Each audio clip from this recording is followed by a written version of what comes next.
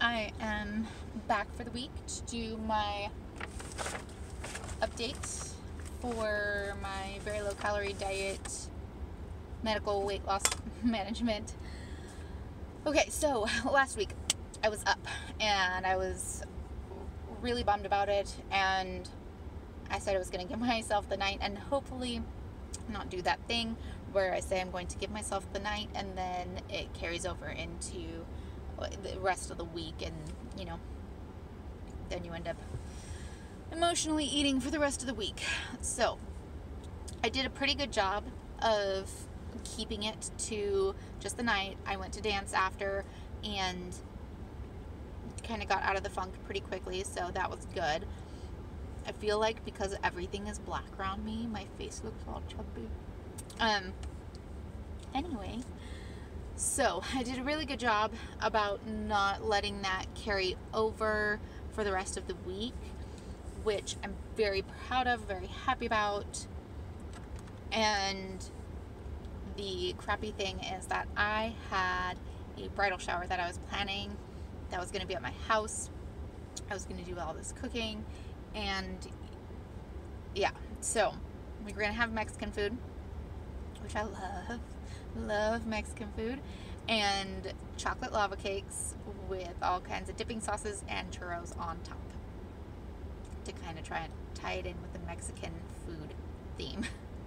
So I knew that Saturday was going to be a little bit rough. I knew that the week was going to be a little bit potentially rough because I needed to do kind of trial runs of the food. So I stayed on my exercising, running, etc.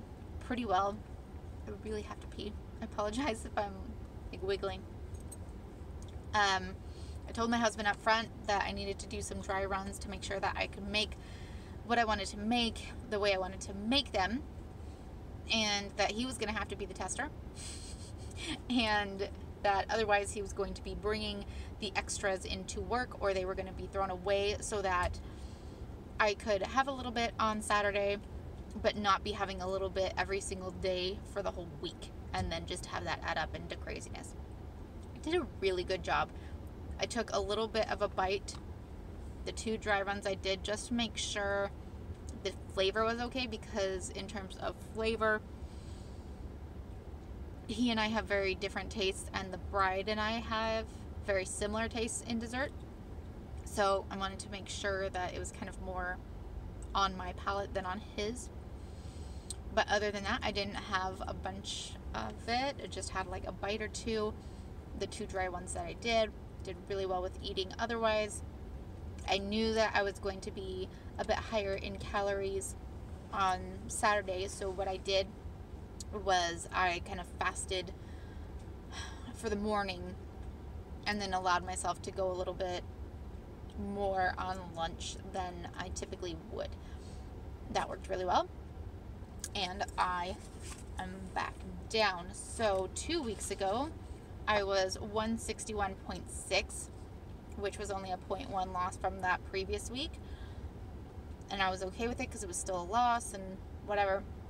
Last week was 163.2, which was up 1.6 pounds. And this week I am 161 even. So it's 2.2 pounds from last week and another 0.6 from my total. Now, the thing that, sorry, I just realized it flashed my name, but I mean, you all know my name, so. The thing that I'm kind of hung up on with my weigh-in is that my weigh-in at home is typically pretty much dead on for my weigh-in at my actual weigh-in at the office every week, but this week it was actually up. So this week the scale at the office was showing that I am 1.2 pounds heavier than I was showing at home, which usually it's off by about 0.1, 0.2, sometimes 0.3 pounds, but not by that much. So At home, I was actually weighing in at 159.8 again, which is awesome because that's where I was at my lowest a couple weeks ago, and then the rest of the week went crazy, and I kind of gained a bunch, and that's last week when I weighed in and gained. So I'm not quite sure how that happened, and I know that it wasn't just because of morning versus night, because I weighed myself about an hour before, 30 minutes before I left to go to my meeting. So I don't know. I've heard from other people in my group that there are weeks that their weigh-in is definitely off from what they weigh in as at home.